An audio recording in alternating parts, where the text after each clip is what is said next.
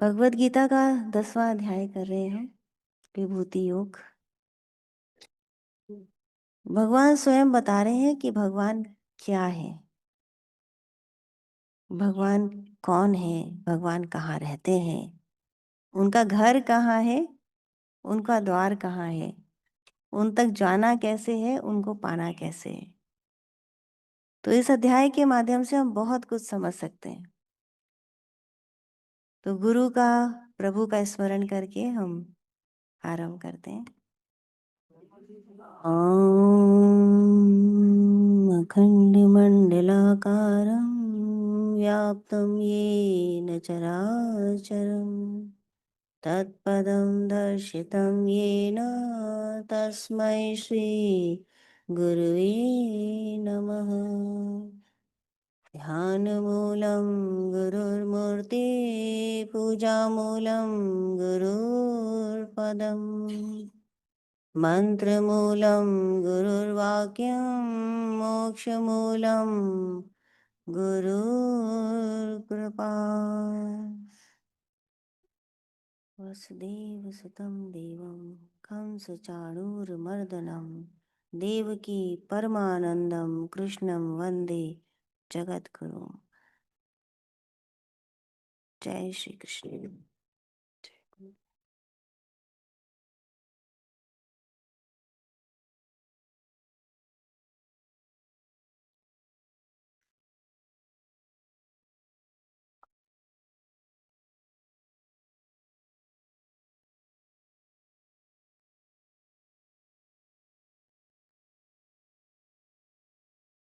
पहले के 5 श्लोक हम कर चुके हैं। इसका 6ठे श्लोक से आरंभ करते हैं। आप मेरे साथ बोल सकते हैं। महर्षयः सप्त पूर्वे चत्वारो मनवस्तथा मद्भावा मानसा जाता येषां लोक इमाः प्रजाः। महर्षयः सप्त पूर्वे चत्वारो मनवस्तथा मद्भावा मानसा जाता येषां लोक इमाः प्रजाः।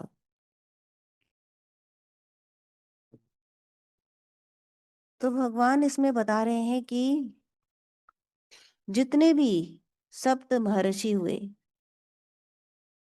4 सनकादि ऋषि हुए और 14 मनु, ये सब मेरी ही संतान हैं, ये मेरे ही मानस पुत्र हैं और इनसे ही जो संपूर्ण प्रजा हमें दिखाई देती है इस संसार के अंदर, वो सब इनसे ही उत्पन्न हुई है। मधुसूदन सरस्वती जी बता रहे हैं, जिनकी लोक में यह संपूर्ण प्रजा है वे पूर्ववर्ती सप्त महर्षि और 4 मनु मेरा ही चिंतन करने वाले थे और मेरे ही संकल्प से उत्पन्न हुए। What does it mean?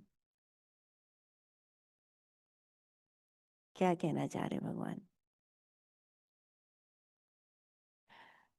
देखिए, किसी भी ब्रह्म ज्ञान की व्याख्या को, उसके एक्सप्लेनेशन को हम कहीं से भी पकड़ सकते हैं और सब सच है। कि जैसे हम जल में चंद्रमा को देखते हैं और कहते हैं कि ये चंद्रमा है, तो सच है। गलत क्या है उसमें? हम यदि चंद्रमा का फोटो देखते हैं और कहते हैं चंद्रमा है, सही है, इट्स नॉट रॉन्ग। हम आकाश में चंद्रमा को देखते हैं और कहते हैं चंद्रमा है, सच है। और सपोज एक दिन हम उसकी धरती पे खड़े हो जाएं और कहें कि ये चंद्रमा है, वो भी सच है। पर बहुत डिफरेंस है चारों बात में, बहुत अधिक डिफरेंस है। तो ऐसे ही हम कहीं से भी पकड़ सकते हैं भगवान क्या है उसको, और सब सच है। पर यदि हम बेसिक से, हम बेसिक नहीं कहना चाहिए इसको, हम प्रोफाउंड से शुरू करें, क्योंकि जो बेसिक है वही सत्य है और बाकी का सारा सीजनिंग है, बाकी की सब मास्क है, नकाब है, माया है। तो भगवान बता रहे हैं कि भगवान क्या है।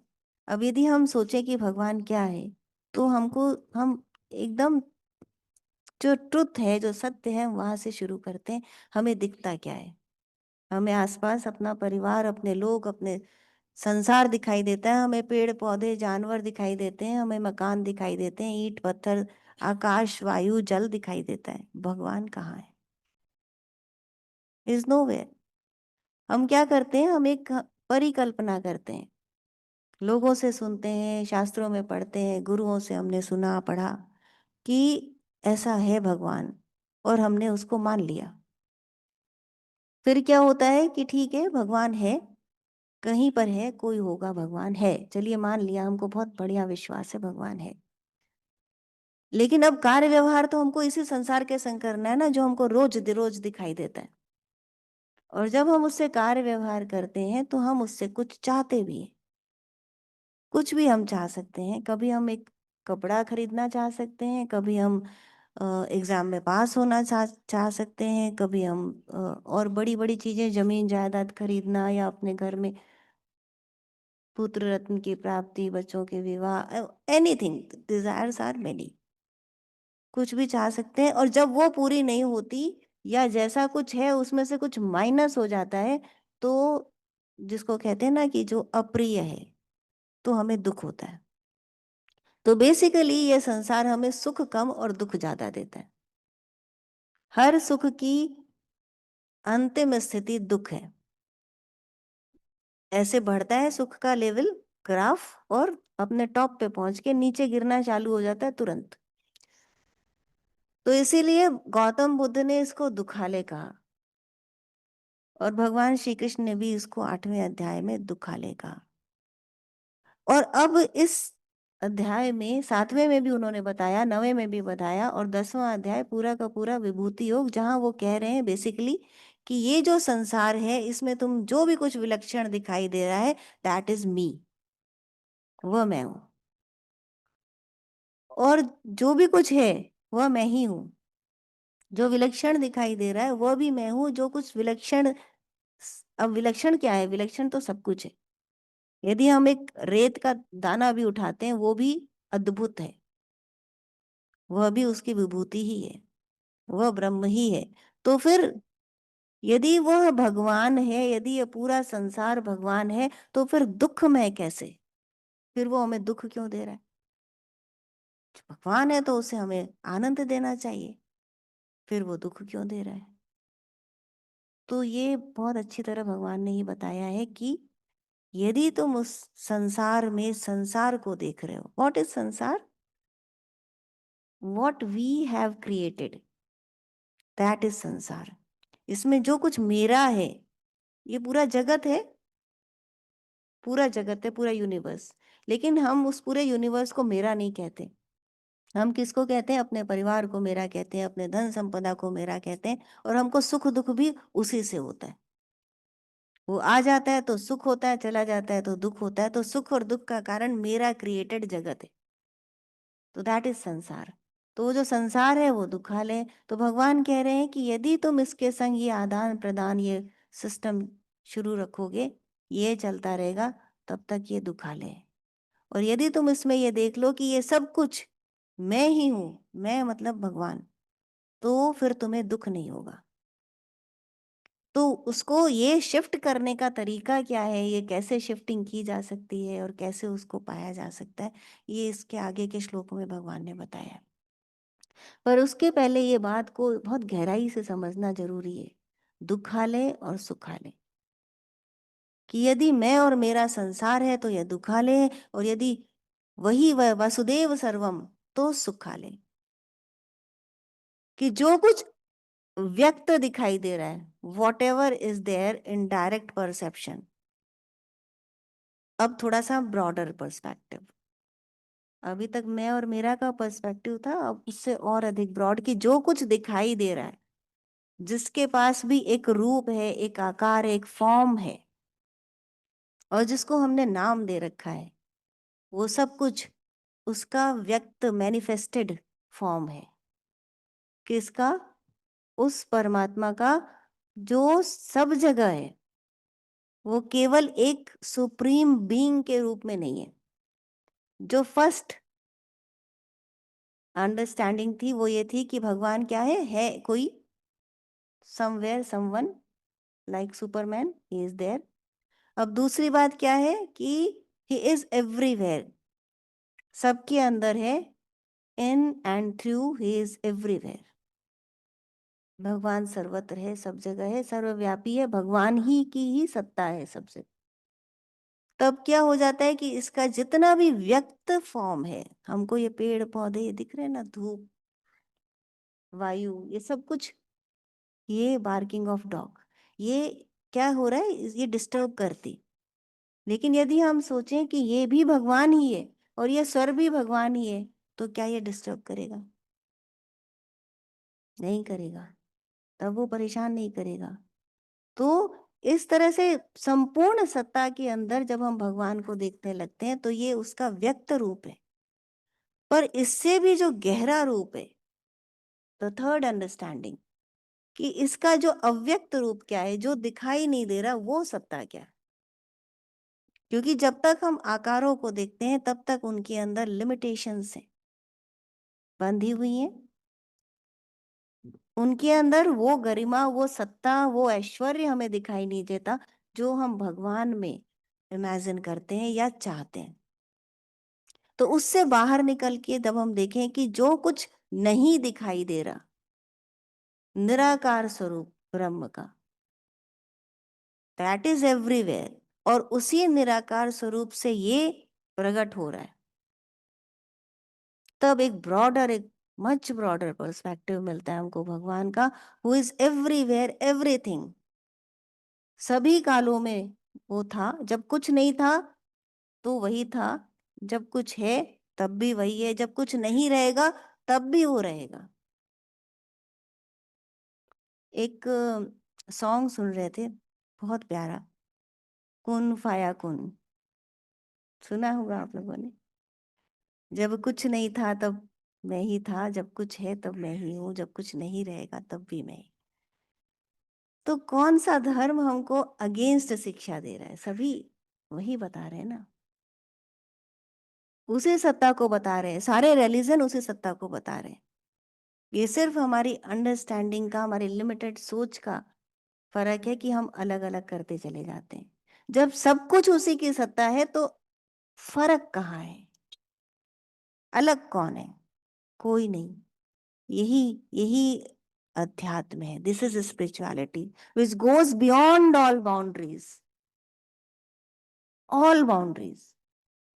न जाति का भेद, न वर्ण का भेद, न जेंडर का भेद, न पुरुष और जानवर का भेद, न जानवर और पेड़ पौधों का भेद, न पेड़ पौधे और चट्टानों का भेद, जल वायु सब कुछ एक। एक कैसे? क्योंकि उसी से प्रकट हो रहे। कि जैसे भगवान ने कहा कि ये 14 मनु, सप्तऋषि और 4 सनकादि मुझसे ही उत्पन्न हुए, मेरे संकल्प से उत्पन्न हुए, और उन सब की ये संपूर्ण प्रजा है। तो हम उनको एक आकार के अंदर देखने लगते हैं कि 7 ऋषि हैं जो कहीं पहाड़ों पे बैठे हुए हैं, ऐसे लंबी लंबी दाढ़ी है, जटाएं, ऐसा कहीं लिखा है।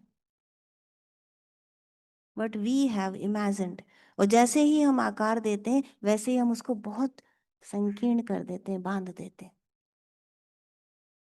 तो सप्त ऋषियों के गुण हैं, जो गुण सप्त ऋषि हैं कि वो मंत्र दृष्टा हैं, वो दिव्य नेत्रों वाले हैं, वो गुण और विद्या से वृद्ध हैं। किससे वृद्ध हैं? वो गुण और विद्या से वृद्ध हैं। वो ऐश्वर्यशाली हैं, वो धर्म को साक्षात देखने वाले हैं, वो गोत्र के प्रवर्तक हैं। ये है 7 गुण उनके, सप्त महर्षियों के। और ये भगवान के संकल्प से उत्पन्न हुए मानस पुत्र। सनकादि ऋषि हैं 4, और वो 4 सनकादि ऋषि, सनत कुमार, सनक सनंदन, ये क्या, ये 5 वर्ष की ही उम्र के हमेशा माने जाते हैं, बाल्यावस्था में। और भगवान के प्रेमी, भगवत कथा के प्रेमी माने जाते हैं। ज्ञान वैराग्य भक्ति, इसका इसको स्प्रेड करते रहते हैं हमेशा, इसके प्रवर्तक हैं। और हरि शरणम गाते रहते हैं, जो अभी आप चैंट कर रहे थे। तो 3 श्रोता और 1 वक्ता बन करके ये हमेशा सत्संग करते रहते हैं, हरि कथा का श्रवण मनन। ये सनकादि ऋषि हुए। और 14 मनु जिनसे हमारे संवत्सर चलते हैं। ब्रह्मा के एक काल, एक दिन में 14 मनु उत्पन्न होते हैं। तो जो आकार हैं, जो नाम हैं, उनके पीछे के अव्यक्त को देखते जाइए कि ब्रह्मा कौन। तो सृष्टि की संरचना के लिए भगवान स्वयं ही ब्रह्मा बन गए। ब्रह्मा के संकल्प से ये सब उत्पन्न हुए। 14 मनु, सप्तऋषि, 4 सनकादि ऋषि, और उन सब की प्रजा ये सब माने जाते हैं जो आज हम हैं। उन गुणों से, उन संकल्पों से उत्पन्न व्यक्ति अर्थात व्यक्त रूप, हमारा अपना एग्जिस्टेंस भी मिट जाएगा, इसी में गुम जाएगा यदि आप इसको बात को समझेंगे तो। All boundaries of this physicality will disappear.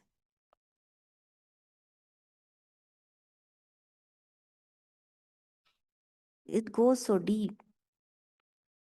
सो निराकार और साकार, इन दोनों को बताते हुए भगवान ने इनका भेद और उसको भेद को अभेद कर दिया। उस व्याख्या को संपूर्ण रूप से बता दिया कि मैं कौन हूं।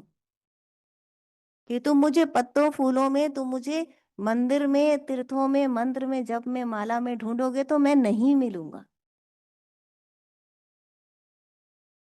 तो कहाँ भगवान ने बताया कि अर्जुन तुम्हारे हृदय में मेरा निवास है, कि भाव में मैं बहता हूं, और तुम्हारी भाव से ही यह भव बनता है, यह संसार। व्यक्त और अव्यक्त, निराकार और साकार। तो महर्षय सप्त पूर्वे चत्वारो मनवस्तथा मद्भावा मानसा जाता ये शाम लोक इमाह प्रजाः।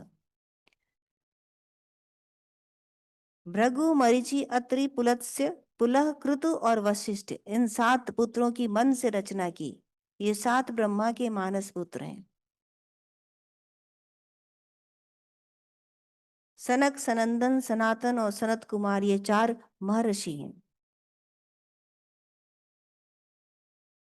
स्वयंभू, स्वारोचिस, उत्तम, तामस, रैवत, चाक्षुष, वैवस्वत, सावर्णी, दक्ष सावर्णी, ब्रह्म सावर्णी, धर्म सावर्णी, रुद्र सावर्णी, देव सावर्णी और इंद्र सावर्णी, ये 14 मनु। ये सब भगवान के संकल्प मात्र से उत्पन्न हुए उनके मानस पुत्र हैं, जिनसे हम सब यहाँ पर मौजूद हैं।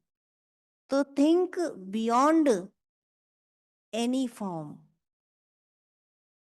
इनके गुणों के आधार पर संरचना होती, तभी तो मनुष्य बनता है। मनु से मनुष्य बनता है। मन क्या हुआ? मन से मनु बना। भगवान के मन से, उस हिरण्यगर्भा के से उत्पन्न हुए। ये अशुद्ध नहीं, ये शुद्ध योनि से उत्पन्न हुए।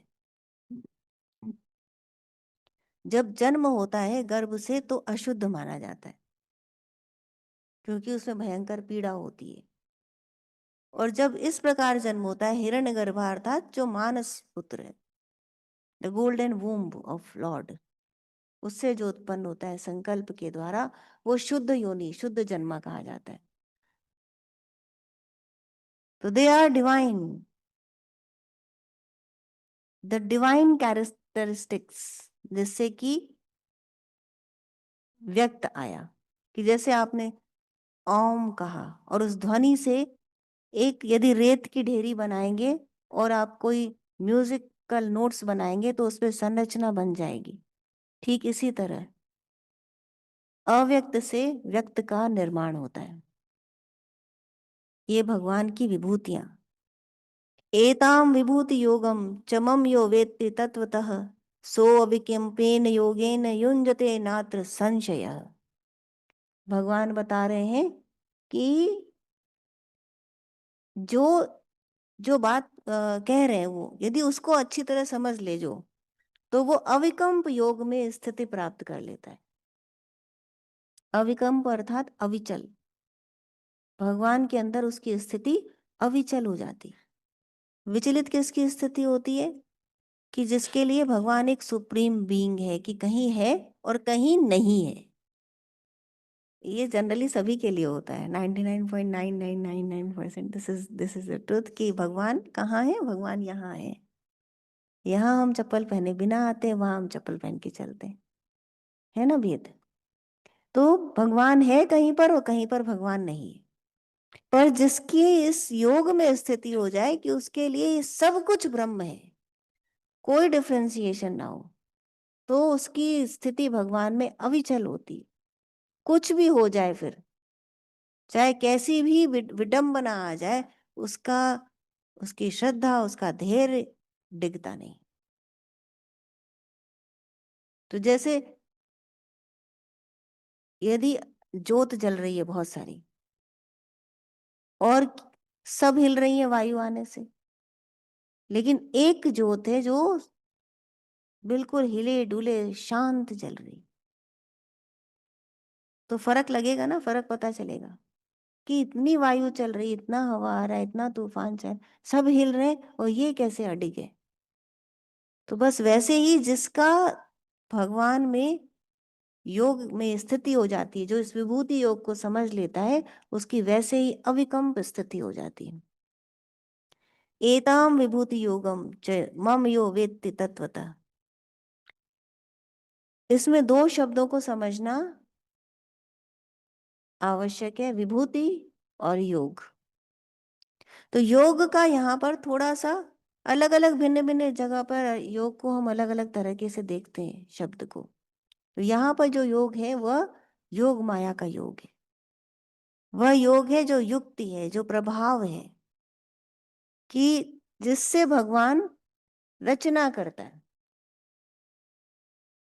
जो ब्रह्म है वो क्या है? वो तो निर्विकल्प है, वो कुछ करता नहीं, वह अचल है, उसमें कोई गति नहीं है, उसमें कोई कर्म नहीं है। ब्रह्म करता नहीं, कुछ नहीं करता। तो फिर ये सृष्टि की रचना कैसे होती?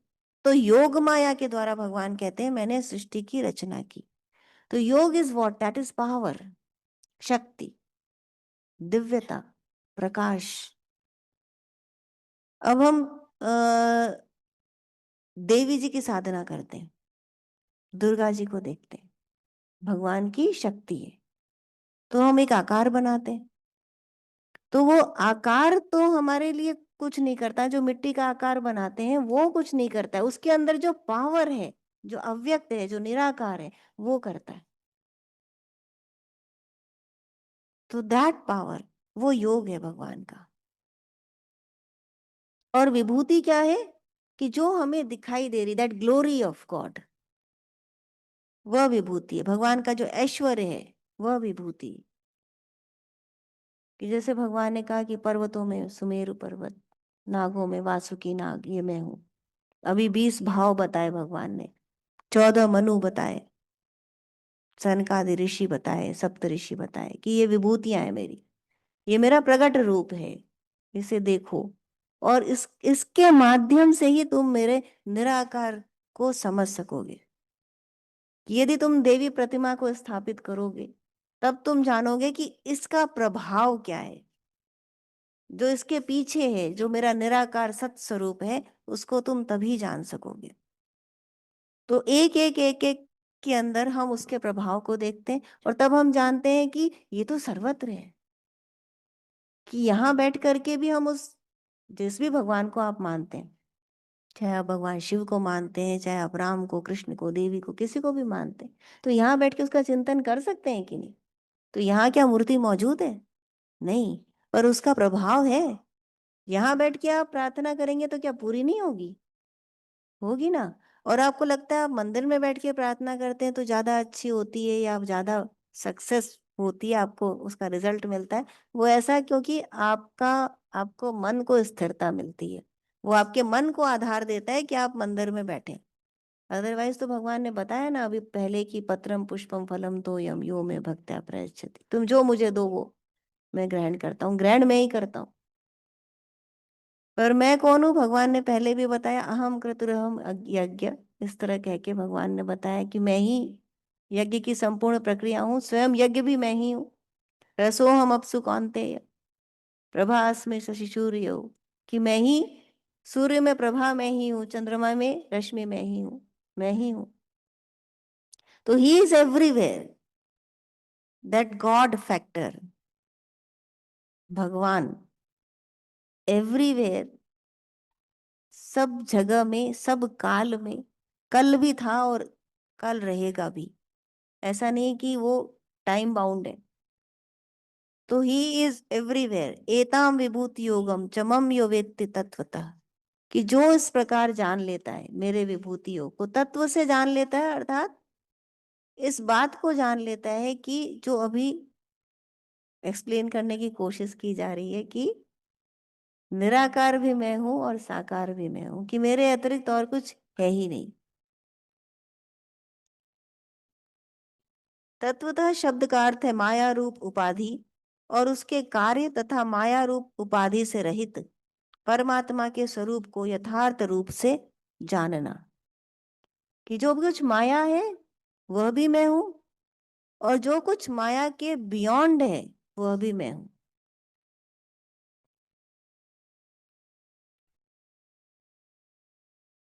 अहम सर्वस्य प्रभुओ मत्तः सर्वं प्रवर्तते इति मत्वा भजन्ते माम बुधा भाव समन्विता।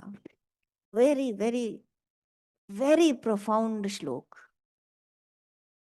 जहां भगवान बताते हैं कि अहम सर्वस्य प्रभुओ, मैं संपूर्ण जगत की उत्पत्ति का कारण हूं और मुझसे ही यह सब जगत प्रवृत्त होता है, ऐसा मानकर बुद्धजन भाव से युक्त हुए मुझ परमेश्वर को ही भजते हैं। मैं संपूर्ण जगत की उत्पत्ति का कारण हूं। अहम सर्वस्य प्रभु मत्तः सर्वम प्रवर्तते, मुझसे ही सब कुछ प्रवृत्त होता है और मैं ही सबका कारण हूं।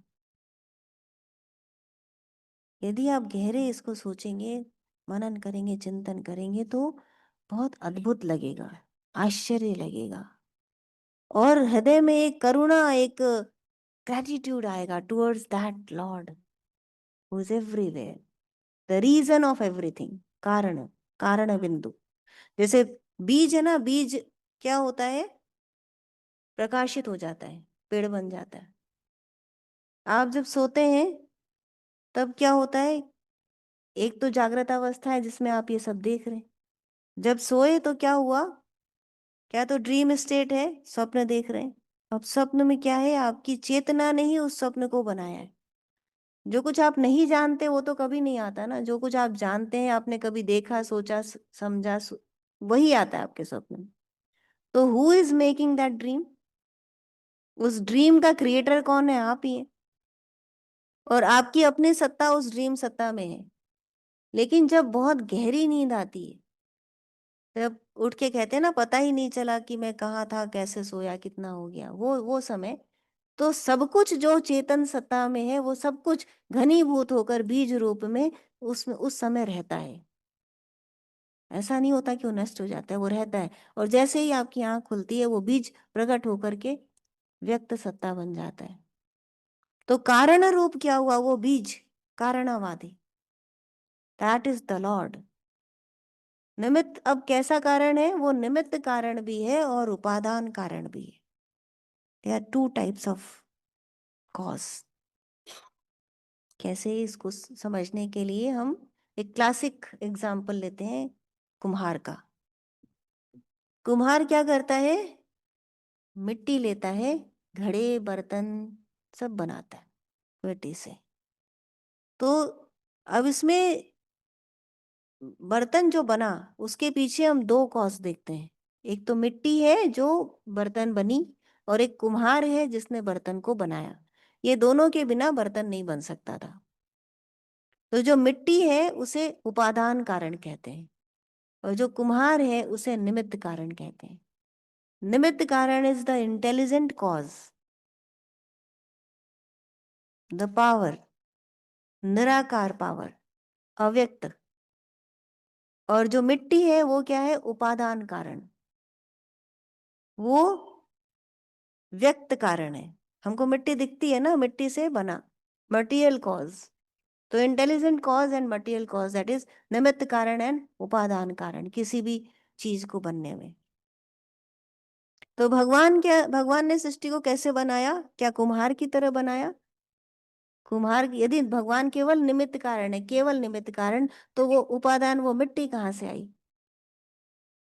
और भगवान यदि उपादान कारण है तो निमित्त कौन है फिर?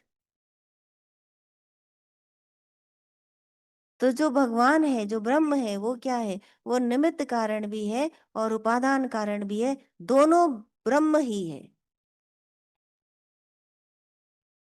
कोई दूसरा नहीं है, कोई तीसरा नहीं है जो बना रहा है आकर के, या कोई दूसरा तीसरा नहीं है जो बन रहा है आकर के। It's all him and him and him.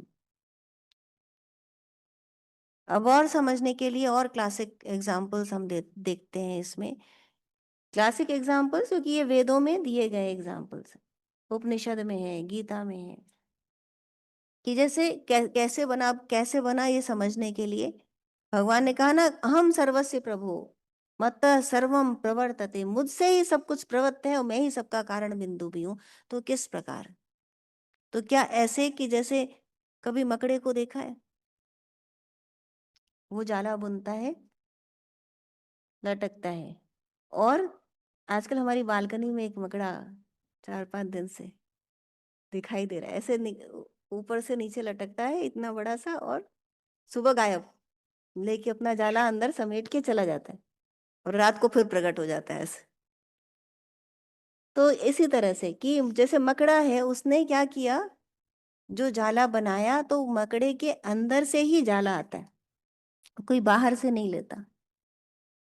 तो अब इसमें क्या है, निमित्त भी मकड़ा ही है और उपादान भी मकड़ा ही है। बना भी वही रहा है जाले को, और बन भी उसी से ही रहा है, कोई तीसरी चीज का वो इस्तेमाल नहीं कर रहा। तो हम देखें कि भगवान ने सृष्टि इस प्रकार बनाई मकड़े के जाल की तरह। पर पूरा इसमें एक प्रश्न आता है कि मकड़े को तो बहुत मेहनत करनी पड़ती जाला बुनने के लिए, तो क्या भगवान इस प्रकार मेहनत करते हैं? तो नहीं, ऋषियों ने कहा कि नहीं, इस प्रकार मेहनत नहीं करते भगवान। तो कैसे बनाते हैं फिर? तो जैसे पृथ्वी बनाती है, वसुधा है ना, औषध वनस्पति कैसे अपने आप स्वतः उग जाती है, पृथ्वी कोई मेहनत नहीं करती, it's it's by nature. Nature कहते हैं ना हम इसको, स्वतः उत्पन्न होते। पृथ्वी से जितने भी वन हैं, पत्ते हैं, पौधे हैं, सब कुछ स्वतः उत्पन्न होते हैं और उसी में मिल जाते हैं। तो भगवान इस प्रकार संरचना करते हैं, एक और बात से समझा जा सकता है। अब इसमें एक एक प्रश्न आता है कि पृथ्वी तो जड़ है, तो भगवान क्या जड़ है? इनसेंटिएंट। पृथ्वी चल नहीं सकती ना, उसका उसके अंदर जड़ता है, चेतना नहीं है। तो भगवान क्या जड़ है? तो उसके लिए एक और एग्जाम्पल दिया जाता है कि नहीं, भगवान चेतन है। कैसे? कि जैसे मनुष्य है जीवधारी, तो मनुष्य के अंदर उसके जो रोम है, रोए होते हैं ना पूरे शरीर पे, तो अपने आप उगते हैं झड़ते हैं, उगते हैं झड़ते हैं। तो उस तरह भगवान चेतन है, और उनके अंदर से जैसे ब्रह्मांड बनते हैं वैसे ही उनके रोम कूप की तरह उगते हैं झड़ते हैं, उगते हैं झड़ते हैं। भगवान को उसके लिए कोई प्रयास नहीं करना पड़ता। तो इस तरह निमित्त और उपादान दोनों कारण भगवान कह रहे हैं सृष्टि का मैं ही हूं। तो सृष्टि का हर कण उसी से बना है, वही है। कि जैसे हमारे शरीर का कोई रोया है, तो रोया में हमको दर्द नहीं होता, लेकिन है तो हमारा ही ना, हमारे ही शरीर का एक अंग है वो। तो उसी तरह इस संसार में कुछ भी है वह भगवान ही है। जैसे पृथ्वी पर जितनी भी वनस्पतियां हैं, वन है, बड़े बड़े झील है, सब कुछ जो भी कुछ है पृथ्वी के ऊपर, वो पृथ्वी का ही अंश है, कुछ और नहीं है। तो वह भगवान ही है। इसी तरह जो कुछ भी है यहाँ पर वह भगवान से ही बना, भगवान में ही है। कि जिस तरह मकड़ा अपना जाला बना रहा है और समेट रहा है, तो वो जो जाला है वो मकड़े का ही पार्ट है, मकड़े से ही बना है। ठीक इसी तरह यह सब कुछ जो है वो भगवान ही है, उसके अतिरिक्त और कोई नहीं। कि जैसे इति मत्वा भजन्ते माम बुधा भाव समन्विता, कि जो ये जान लेते हैं उसको, ऐसा मानकर बुद्ध जन भाव से युक्त हुए मुझ परमेश्वर को ही भजते हैं। कि जो ऐसा मान लेते हैं वो बहुत ज्ञानी जन है और वो मुझे ही भजते हैं, वो किसी और को नहीं भजते। क्यों किसी और को भजेंगे? जब जान लेंगे कि वही वही है तो किसी और को भजना क्यों है? किसी और का नाम भी ले रहे हैं तो वो भगवान ही है। काम कर रहे हैं तो वो भगवान के लिए ही कर रहे हैं, भगवान ही काम कर रहा है, भगवान के लिए ही कर रहे हैं, और जिससे काम कर रहे हैं वो भी भगवान ही है। उसके अतिरिक्त और कुछ है ही नहीं। तो जैसे एक बार 3 नदियां आपस में लड़ने लगी, गंगा, यमुना और सरस्वती। गंगा ने कहा मैं बड़ी, मैं अधिक पावनी। यमुना ने कहा कि मुझ में, मेरे पास कृष्ण का निवास था, मैं अधिक बड़ी। सरस्वती ने कहा मैं हिडन हूँ, मैं साधना की नदी हूँ, मैं सबसे बड़ी। तो तीनों ने कहा अब कौन इसका निर्णय करे? तो गंगा, यमुना, सरस्वती गिरती तो सागर के पास ही है, तो सागर को पूछा कि कौन बड़ा? तो सागर हंसने लगा, उसने कहा कि तुम तीनों मुझसे प्रकट हुई हो और मुझ में ही आकर के मिलती हो और पूछ रही हो तुम में कौन बड़ा। मेरा ही जल जब सूर्य के प्रकाश से ऊपर उठता है, वाष्पीकृत होता है, गिरता है, तो तुम्हारा निर्माण होता है और फिर तुम दौड़ती भागती अंत में मेरे ही पास आती हो। तो तुम में कौन बड़ा छोटा, इसका क्या बात हुआ? तुम तो मैं ही मैं हूं। सागर की कोई लहर बड़ी या छोटी, उससे क्या तात्पर्य है? वो सागर का ही अंश है। तो जब हम उस सोर्स से मिले होते हैं तो बड़ा छोटा का डेफिनेशन खत्म हो जाता है। वो सोर्स, वो सागर तो एक ही है। तो उसके ही अंग ये निकल रहे हैं, अलग अलग विभूतियां उत्पन्न हो रहे हैं, उससे हजारों बूंदें, सैकड़ों, अनंत उछल रही हैं और उसी में गिर रही हैं। तो कौन बड़ा और कौन छोटा, कौन उससे अलग? एक भयंकर बड़ी आग लगती है, उसमें चिंगारियां उछलती हैं और उसी में विलीन होती हैं। तो चिंगारी उछली तो अग्नि का ही हिस्सा, गिरी उसके अंदर तो अग्नि का ही हिस्सा। जितनी लपटें उठ रही हैं वो उस अग्नि की ही तो है। उसमें बड़ा और छोटा क्या, सबका सोर्स तो वही भयंकर बड़ा कुंड है। तो अहम सर्वस्य प्रभुओ मत्तः सर्वम प्रवर्तते, मैं ही हूं, कारण भी मैं ही हूं, और जो विद्यमान है, जो कुछ दिखाई दे रहा है, वह भी मैं ही हूं। इति मत्वा भजन्ते माम बुधा भाव समन्विता। और जो ये जान लेते हैं वो भक्तगण, वह ज्ञानी गण मुझ पे ही, मेरी ही बात करते हैं, मुझ परमेश्वर को ही भजते हैं, मेरे अतिरिक्त और किसी को नहीं, क्योंकि उनको मन ही नहीं लगता, उसी में उनको सुख मिलता है। मच्चिता मदगत प्राणा बोधयन्तः परस्परम कथयन्तश्च माम नित्यम तुष्यन्ति च रमन्ति च।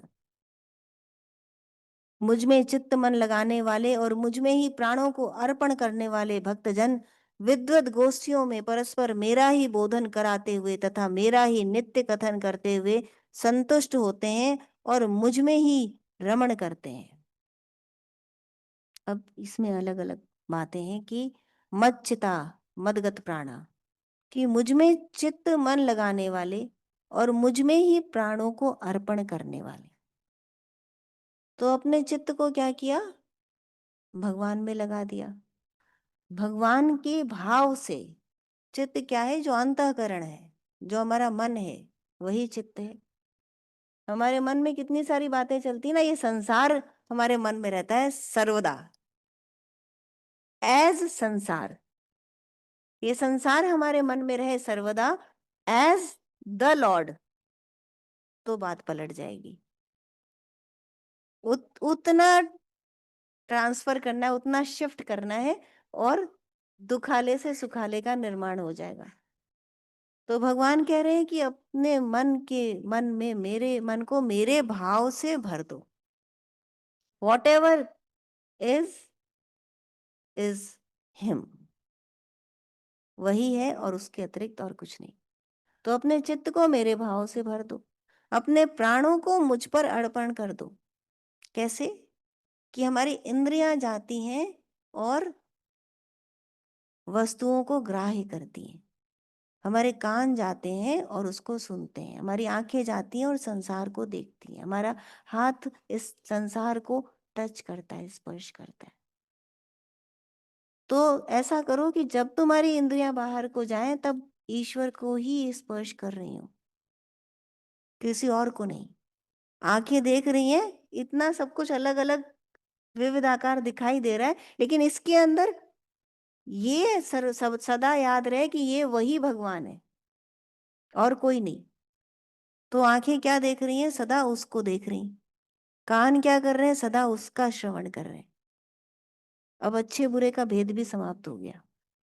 शुभाशुभ फल एवं, भगवान ने पहले बताया ना कि शुभ और अशुभ से जो परे हो जाता है, क्योंकि जो अच्छा है वह भी मैं हूं, जो बुरा है वह भी मैं हूं। तो आंखें जो देख रही हैं वो उसी को देख रही हैं, कान जो सुन रहे हैं उसी को सुन रहे हैं, हाथ जो स्पर्श कर रहे हैं उसी को कर रहे हैं, मुख जो खा रहा है उसी को खा रहा है, सब कुछ भगवतार्पण। तो प्राण क्या होते हैं? प्राण इन इंद्रियों के माध्यम से बाहर जाते हैं, और यदि वो भगवान की चेतना होगी तो वो ऊपर की तरफ चढ़ेंगे उस भगवत सत्ता के लिए, उसका अनुमोदन करेंगे, उसका अभिनंदन करेंगे। तो प्राणों को मुझ पर समर्पण कर दो। जो ऐसा कर देते हैं, मुझ में चित्त मन लगाने वाले और मुझ में ही प्राणों को अर्पण करने वाले भक्तजन विद्वत गोष्ठियों में परस्पर, किसके साथ? विद्वानों की गोष्ठी में। ऐसे लोगों की गोष्ठी में नहीं जो मुझे नहीं समझ रहे, क्योंकि भगवान का ही रूप है सब कुछ। हर रोया हर ब्रह्मांड भगवान का ही रूप है, लेकिन क्योंकि अलग अलग रूप है, भगवान ने अपने रूप की में भिन्नता दी, या हमारी समझ को भिन्नता दी। तो किसी के अंदर उसको पाने की क्षमता है, किसी में नहीं है, किसी के अंदर उसको जानने की इच्छा है, किसी में नहीं है। तो विद्वत गोष्ठी अर्थात जो ज्ञानी है, जिसने मुझे तत्वतः जान लिया है, ऐसी गोष्ठी में बैठकर वो क्या करते हैं? परस्पर मेरा ही बोधन कराते हुए, मेरी ही बातें कराते हुए, तथा मेरा ही नित्य कथन करते हुए, किसी और की बात नहीं करते, वो केवल मेरी ही बात करते हैं। किसी और का कथन नहीं करते, केवल मेरा ही करते हैं। किसी और का बोधन नहीं करते। चिंतन मनन श्रवण निधिध्यासन उनका केवल मैं ही होता हूँ, कुछ और वो करते ही नहीं है। ऐसा करते हुए मुझसे ही संतुष्ट होते हैं। अब उनके अंदर संतुष्टि है, ये एक बहुत बड़ा शब्द है, संतुष्टि।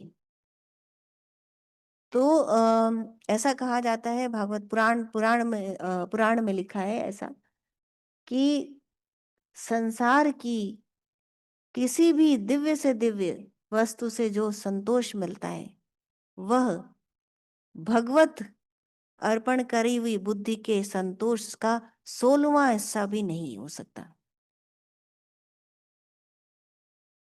सब सौंप दो प्यारे प्रभु को, सब सरल हो जाएगा। खुशियों की सुंदर झील में जीवन कमल मुस्काएगा।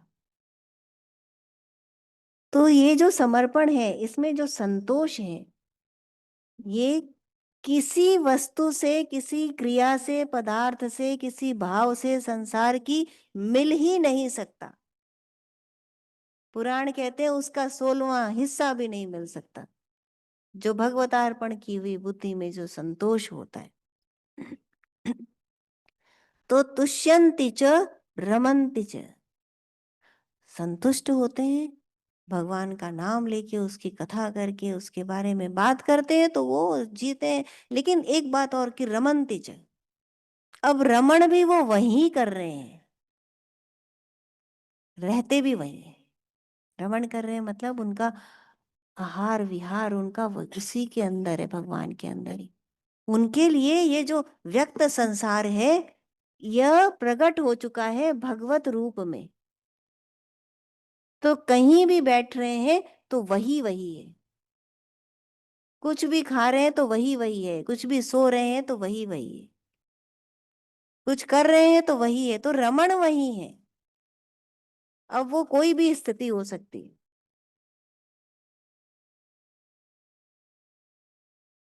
बैठे हैं ऐसी जगह जहां मदिरा पान हो रहा है, जहां जुआ खेला जा रहा है, जहां सारे कुकर्म हो रहे हैं, तो उनके लिए क्या है? वही वही। एक संत, जो छुपे हुए संत होते हैं ना, जो अपने आप को प्रकट नहीं करते, तो ऐसे संत एक बार ऐसी जगह पर बैठे थे, उनको जो जानने वाला था वो वहां पहुंचा। वो बोला, आप यहाँ क्या कर रहे हैं? तो उसने कहा, कहाँ? तो उनको जानने वाले ने कहा, यहाँ। अरे यहाँ समझिए, यहाँ पर, यहाँ देखिए क्या हो रहा है, आप यहाँ क्या कर रहे हैं? तो उसने कहा, कहाँ क्या हो रहा है? मुझे ऐसी चीज बता दो जहां मेरा भगवान नहीं है। इस मदिरा में भगवान नहीं है, इस जुए में भगवान नहीं है, या जो ये लोग हैं इनके अंदर भगवान नहीं है। तो तुम मुझे ऐसी जगह पहुंचा दो जहां पर भगवान है। पर तुम मुझे पहले वो बताना पड़ेगा ना कि जहां वो नहीं है, तभी तो हम ऐसी जगह जाएंगे जहां वो है।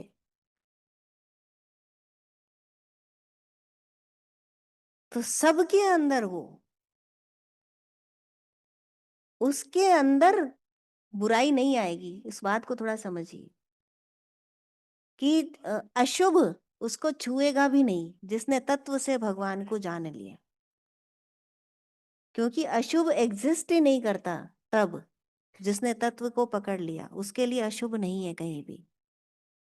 फिर वो मांसाहार करे या मदिरापान करे, क्योंकि वो भी भगवान ही है। उस तत्व को, भगवान तो भाव रूप है ना।